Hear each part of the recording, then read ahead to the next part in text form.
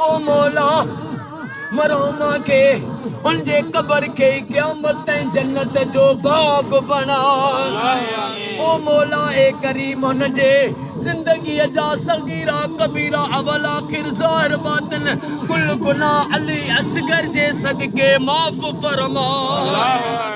मौला अजो को साईं अब्दुल हकीम सोलंकी साईं जो खैर, शौकत अली सोलंकी साहब जो, डॉक्टर रफाकत अली साईं जो खैर पांचे बारगाह में उहद जबल जो लिखन कबूल फरमा।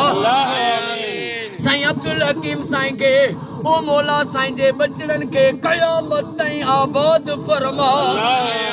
इमाम सज्जाद जो वास्तो थी इनन के बीमारन को मुश्किलातन को क़यामत ताईं पनाह पनाह अता फरमा।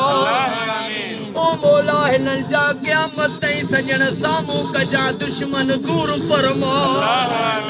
अज जेके भी दुआ में शरीक आयूं चादरे ज़ैनब जो वास्तो थी अज असां सभिनी ते जेके मुश्किलातूं इन बचन ते बीमारियूं इन सब दूर फरमा।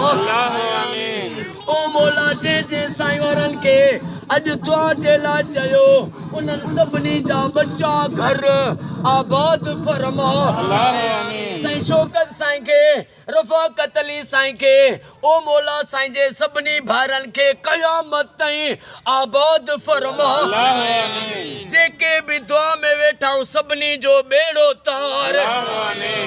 इन्नल्लाह व मलाइकतहु युसल्लूना अलल नबी या अय्युहल्लज़ीना आमनू सल्लु अलैहि वसल्लिमू तस्लीमा। अस्सलातु वस्सलामु अलैका या रसूल अल्लाह व अला आलिका व सहाबिका या नूर अल्लाह। ला इलाहा इल्लल्लाह मुहम्मदुर रसूलुल्लाह। नारे हैदरी।